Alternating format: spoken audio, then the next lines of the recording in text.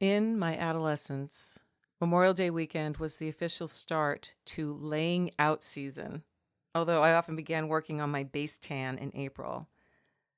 If you are of a certain age, you probably remember laying out. In today's episode of the Play Your Position podcast, I reflect on my seasons of laying out, why I don't lay out anymore, and a very poignant lesson I learned one year because I allowed external voices to drown out what my internal voice was telling me. So, team, if you're ready for kickoff, let's go. This is the Play Your Position podcast, where we huddle up, call the plays, and inspire you to run your ball into the end zone. Are you ready to score more game-winning touchdowns in your life, business, and career? Then listen up, because it's game time, baby. Now, here's your host, Mary Lou Kaiser. So yeah, laying out was a big deal when I was growing up. Welcome to today's episode of the Play Your Position podcast. I'm your host, Mary Lou Kaiser, and I'm doing a solo episode today. It is Memorial Day here in the States, and I think about a lot of people on this day. It's definitely designated for those who have served in our armed forces, but my story is more on the personal note, under the topic of self-leadership. And so here we go. Laying out, you would call up your friends and arrange for everyone to meet at the beach or someone's backyard pool for the day. Preparation for this activity included gathering the proper supplies: beach towel or blanket, bottle of J&J baby oil, or if you liked the coconut smell, you'd grab the Hawaiian Tropic Gold. You'd have your bikini, cut-off shorts, tank top, flip-flops, igloo cooler full of ice water and beer. Nowhere to be seen, not for miles and miles, nowhere to be seen in the beach bag were things to protect the skin from the sun. No hats, umbrellas, long-sleeved shirts, or bottles of high, broad-spectrum SPF sunblock. The whole purpose of laying out, of course, was to get tan. These things would interfere with that goal. Laying out was an event in and of itself. Just about everyone I knew did it.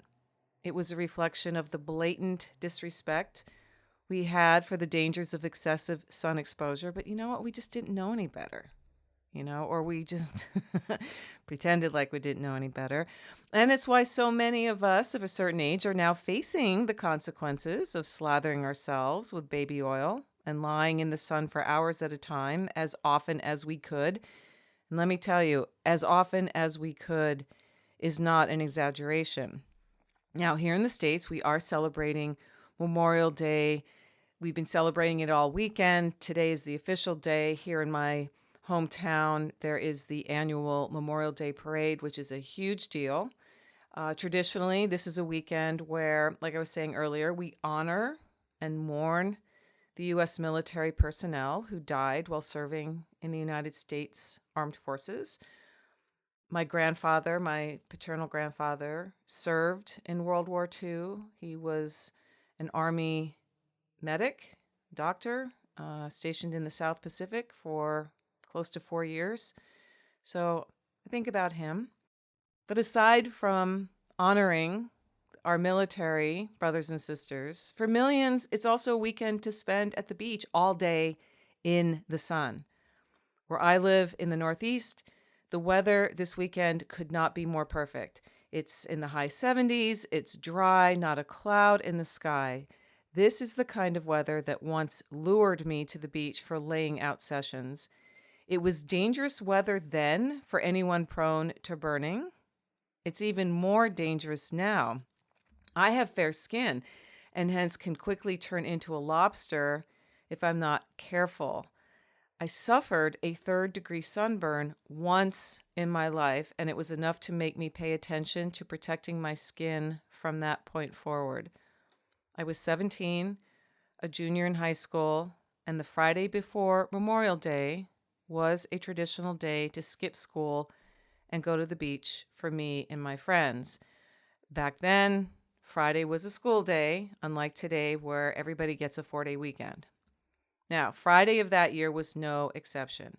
By 9 a.m., dozens of us tumbled into the parking lot of our favorite beach on the south shore of Long Island and prepared for the day ahead. We helped each other carry the coolers to the sand. By 9:30, volleyball games were underway, and I and all my friends were slicked up with baby oil, wearing nothing but our bikinis. And we were there until 5 p.m. Not a cloud in the sky and not an ounce of protection the entire day. When I woke up the next morning, I couldn't see. My face was swollen so badly it was purple. It hurt just to breathe. Now, I had New York State Regents exams scheduled at the high school that day. Now, I had to take them because there were 2 tracks in my high school. There was Regents and non-Regents. I was in Regents, and as such, in order to graduate, I had to take, everybody else on that particular track had to take Regents exams every year. So there I was, scheduled for these exams. I arrived in the gymnasium with plastic bags of ice and frozen tea towels, feeling so very sorry for myself and trying desperately to downplay the severity of what had happened. One of my favorite teachers was proctoring the exam, and I can still see his face. I was sitting at the desk. He came over. He was, going down the aisle. He looked down at me as he handed me the test booklet, and he said, "Oh, Mary Lou, what did you do?" If you have ever felt humiliated, you know what I was feeling at that moment. It washed over every cell in my body. Not only was I embarrassed, but I felt deeply ashamed for being so dumb, for being so careless. I knew better. My father had been preaching the merits of sunblock for years, regularly slipping trifold brochures about skin cancer under my bedroom door. "You must protect your delicate skin," he would say. But did I listen? Of course not.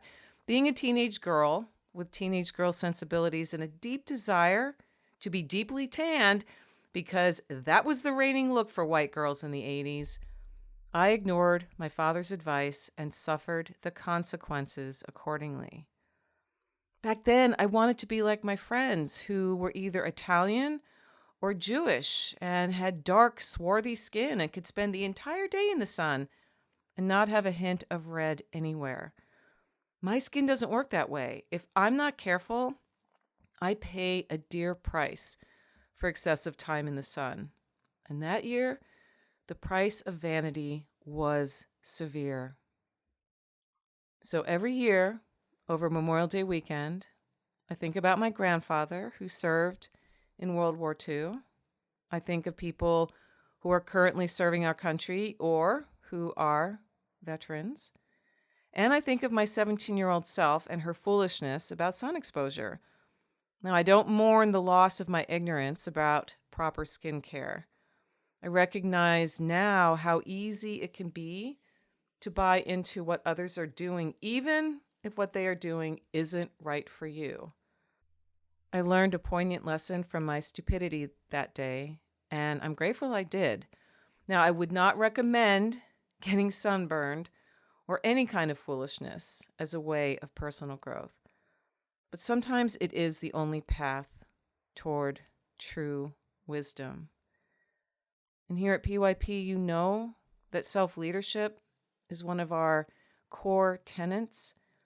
Knowing who you are, what your boundaries are, being willing to say, this doesn't work for me. It can be hard. Even as adults, it can be hard. It's certainly hard when we're young. But if there's any takeaway from my story about getting sunburned, it would be that we owe it to ourselves to know who we are, what we stand for, what we don't stand for, why we do what we do, and being super clear about what it is we want. Because no one is going to lead us but ourselves. And it's worth it. It's worth it to be smart. It's worth it to say no. And it's worth it to take the time to reflect on the lessons that we've learned, whether it's over Memorial Day weekend or any random day of the week, anytime during the year. So I'm wishing you all a very happy and safe Memorial Day. Remember those who have come before you. Pay tribute to the ones you love and hug the ones you're so fortunate to be with right now, because you just never know. This is Mary Lou Kaiser. Thanks so much for listening to another episode of the Play Your Position podcast. I love that you show up to the show each time I publish an episode. And if it's in your wheelhouse to do so, I would be so grateful if you left a 5-star review of the show on Apple Podcasts. It helps spread the word about the show and make other people feel more inspired and learn from those who I bring on the show and who share their wisdom with us. Make it a great day. And remember, it is always a great day to get out there and play your position.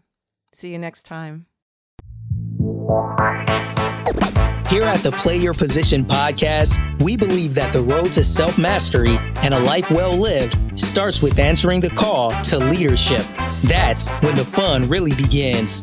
Send this episode to any friends who might need to hear the inspiration and ideas you heard today. And feel free to rate and review us on your favorite podcast platform.